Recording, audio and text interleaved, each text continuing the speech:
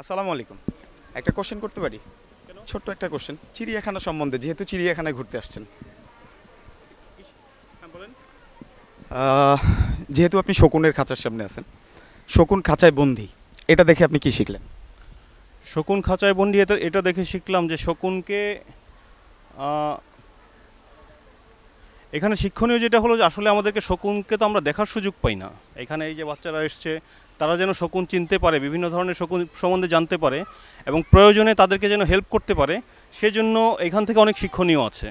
তো শুধুমাত্র এমন না যে খাঁচায় বন্দি মানে তাদেরকে আটকা, এই কয়েকটা শকুনের মাধ্যমে কিন্তু অনেক শকুনকে রক্ষার জন্য এখান থেকে হয়তো উপাদান আমরা পাবো, এই বাচ্চারা পাবে, ভবিষ্যৎ প্রজন্ম পাবে। শকুন কি বাংলাদেশে আছে? শকুন বাংলাদেশে আছে। কোথায় আছে জানেন? না, স্পেসিফিক্যালি বলা যাচ্ছে না, হয়তো পাহাড়ি অঞ্চলে বা সব ওদিকে আছে। ধন্যবাদ আপনাকে। অনেক ধন্যবাদ আপনাকেও। আসসালামু আলাইকুম। একটা কোশ্চেন করতে পারি? যেহেতু শকুনের খাঁচার সামনে আছেন, তো শকুন খাঁচায় বন্দি, এটা দেখে আপনি কি শিখলেন? এটা কিছু শেখার কিছু নাই, মানে এটা ভালো করে তো দেখতেই পারি না। দেখলে যে বাচ্চা নিয়ে আইছি, এরা দেখলে এরা শিখবো বই পুস্তকের যে জিনিসগুলো বাস্তবে তারা দেখতেছে। আপনার মতামত কি, যে শকুন কি খাঁচায় বন্দি থাকা উচিত নাকি উচিত না? পাখিরা, প্রত্যেক পাখি তো তারা চায় মুক্ত আকাশে উঠতে। আমার মতে এরা মুক্ত আকাশে ওরাই ভালো, কিন্তু এখানে আবার দেখারও দরকার আছে। এটাও আবার একদিকে আবার দরকার আছে বাচ্চাদের দেখানোর জন্য। এগুলো তো সবসময় পাওয়া যায় না, এগুলো বিরল প্রজাতি। অনেক ধন্যবাদ আপনাকে। জি, ঠিক আছে, আপনাকেও ধন্যবাদ। জি, আসসালামু আলাইকুম। জি, আপনার নাম এবং কোন জায়গা থেকে আসছেন? আমার নাম মোহাম্মদ ইয়াসিন আরাফাত, আমি আসছি ধানমন্ডি থেকে। চিড়িয়াখানায় কি প্রথমবার? জি না, চিড়িয়াখানা এবং আমার চতুর্থবার। চতুর্থবার। ধরেন চিড়িয়াখানার একটা লটারি হয়েছে, যেখানে আপনার লটারিতে আপনার নাম উঠছে এবং সেখান থেকে আপনি 10টা হরিণ জিতে ফেলছেন। সেই 10টা হরিণ দিয়ে আপনি কি করবেন? হরিণ, চিড়িয়াখানা পশু হরিণ তো চিড়িয়াখানা থাকলে দর্শকে দেখবে, এটাই সুন্দর। আমি কি করবো হরিণ দিয়ে? আমার তো কিছু করার নেই হরিণ দিয়ে। ধরেন আপনাকে বাড়ি নিয়ে যাওয়ার জন্য দেওয়া হইলো যে আপনি 10টা হরিণের মালিক, আপনি এখন থেকে। কিছুদিন আগে চিড়িয়াখানা হরিণ বিক্রি করছে, তো এটা আপনাকে এমনি এমনি দিল। এমনি এমনি বলতে আপনি লটারিতে জিতে গেলেন। তো সেই ক্ষেত্রে আপনার বাড়ি নিয়ে 10টা হরিণ কি করবেন? খাবেন দাবেন নাকি? বাড়িতে আমি 10টা হরিণ বাড়িতে নিয়ে গেলে হয়তো এটাই করতে পারি যে আবার ওখানে সুন্দর করে খাঁচা চাচা করে রাখলাম, দর্শক আসে দেখবে, এই সৌন্দর্য। সেখানে কি টিকিটের ব্যবস্থা করবেন? না, যেটা আমি ফ্রি পাইছি ওটা তো টিকিটের ব্যবস্থা প্রয়োজন নেই, ওরা দর্শনার্থী দেখবে, ওটাই সুন্দর। ধন্যবাদ আপনাকে। Thank you. ধরেন এই মুহূর্তে আপনাকে একটা বাঘ চিড়িয়াখানা থেকে দিয়ে দেওয়া হলো, বাঘটা নিয়ে আপনি কি করবেন? বাঘটা নিয়ে আমি আমার খাঁচায় রেখে দেবো। আমি একটা খাঁচা বানাবো, দিন হচ্ছে ওইখানে রেখে দিব, এইটাই।